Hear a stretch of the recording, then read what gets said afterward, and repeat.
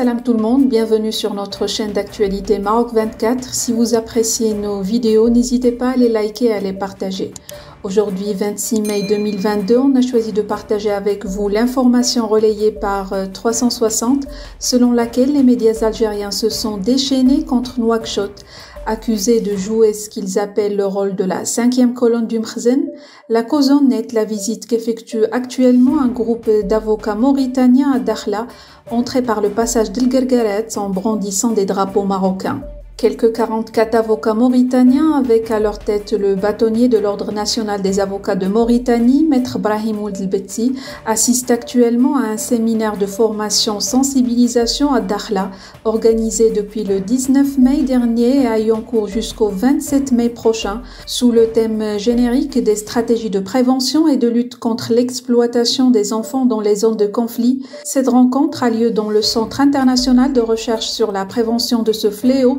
récemment inauguré dans la capitale de la région de Dakhla Oued El-Dahab. Dans ce même sillage, nous remarquons une dynamique de rapprochement entre le Maroc et la Mauritanie, dans laquelle s'inscrit la visite de travail du chef d'état-major général des forces armées mauritaniennes, El Mokhtar Bouelchaben, dans le royaume, qui s'est entretenu ce 24 mai avec Abdellatif Loudi, ministre délégué chargé de l'administration de la défense nationale. Plus de détails sur le sujet dans cette revue de presse préparée par l'équipe de Maroc 24 et tirée du site d'information 360. Dans la soirée d'hier mercredi 25 mai dernier, une prétendue union d'avocats relevant du Polisario a envoyé un communiqué à des médias mauritaniens, dans lequel elle qualifie de violation du droit international la visite qu'effectuent actuellement les hommes du barreau mauritanien à Dakhla, et qui se lamente le communiqué du Polisario, sont entrés au Sahara par le passage d'El Guerguerat, en brandissant des drapeaux marocains. Pour sa part, l'un des porte-voix du régime algérien, le site La Patrie News, a activé la plume d'un poète mauritanien, qu'il a présenté comme étant un chercheur, alors qu'il ne s'agit que d'un turiféraire professionnel, bien connu pour déclamer ou se faire dire des propos, en contrepartie d'un chèque. C'est donc contre monnaie sonnante et trébuchante, que le régime algérien représenté par son ambassade à Nouakchott, lui a fait cette fois-ci clamer qu'il n'était pas nouveau que le rôle malveillant, joué par la cinquième colonne marocaine, dans les profondeurs de la Mauritanie, un rôle qui est basé sur le dévouement à servir le Mkhzen marocain expansionniste, au détriment de la souveraineté, de la sécurité et de la stabilité de la Mauritanie. Les éléments de langage de l'appareil militaro-politique algérien sont ici aisément reconnaissables, bien qu'ayant été placés dans la plume d'un troubadour mauritanien. Le 360 révèle que ce prétendu chercheur vivait jusqu'à la fin de l'année 2017, aux Émirats arabes unis, pays à partir duquel il composait des poèmes et diffusait des audios sur les réseaux sociaux, dans le but de vilipender le régime de Mohamed Ould Abdelaziz, l'ancien président mauritanien. L'ex-président le fit extrader vers Nouakchott pour l'embastiller illico, mais pas pour longtemps. Car aussitôt enfermé dans la cellule d'une prison secrète de la capitale mauritanienne, il pondit un poème si dithyrambique sur Abou Badr, en référence à Ould Abdelaziz, dont l'un des fils s'appelle Badr, qu'il fut rapidement libéré, avec mis à sa disposition, dès la sortie de son cachot, la clé d'une voiture, en plus d'un joli chèque.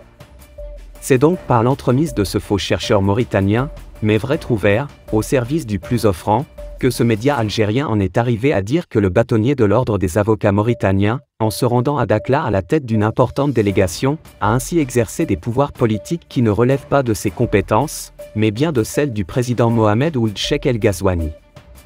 Pour faire à son tour toute une marmelade de cette affaire, le Polisario est lui aussi allé demander à son allié, l'ex-parti communiste mauritanien, l'Union des forces du progrès, une condamnation de cette visite, via un communiqué. Les ex-communistes de Mauritanie en ont effectivement diffusé un communiqué le lundi 23 mai dernier. Dans ce texte, l'UFP a considéré que les avocats mauritaniens avaient commis une erreur en violant la neutralité de leur pays vis-à-vis du conflit du Sahara marocain. Une neutralité que l'UFP n'a pourtant jamais respectée, lui qui a toujours répondu présent avec de grosses délégations, aux parodies théâtrales organisées sporadiquement par le Polisario à Tifariti. Mais la sortie médiatique de cet ex-parti, défenseur de l'idéologie maoïste, a servi au journal propagandiste et Choroconline, pour laisser croire au fait que les Mauritaniens étaient en colère à l'encontre de leurs avocats actuellement en visite à Dakhla. Parallèlement, on remarque une volonté commune entre le Maroc et la Mauritanie, de renforcer les relations de coopération dans plusieurs secteurs, notamment le domaine militaire. La visite au Maroc ce 24 mai, du chef d'état-major général des forces armées mauritaniennes, a laissé le Polisario littéralement sans voix. Lors de l'entretien entre Abdeltif Loudi, ministre délégué auprès du chef du gouvernement, chargé de l'administration de la défense nationale, et le général de division El Mokhtar Bol Chaban, chef d'état-major général des forces armées mauritaniennes, les deux responsables ont réaffirmé la nécessité d'approfondir et d'élargir l'éventail de la coopération militaire bilatérale, dans le domaine de la défense et de la sécurité, ainsi que la consolidation de l'échange d'expériences et d'expertise entre les deux forces armées, dans la perspective de faire face aux menaces et défis sécuritaires, notamment la lutte contre l'immigration clandestine et les trafics illicites, indique un communiqué de l'état-major général des forces armées royales. Par la suite, les deux responsables ont co-présidé les travaux de la 3e réunion de la commission militaire mixte maroco-mauritanienne, portant sur le bilan des activités de coopération bilatérale pour l'année 2021, et la planification des activités militaires au titre des années 2022 à 2023, liées notamment au domaine de la formation, de l'entraînement opérationnel, du soutien technique, et des échanges de visites et d'expertise. Pour rester informé, je vous invite à regarder les vidéos Maroc 24 qui s'affichent sur votre écran.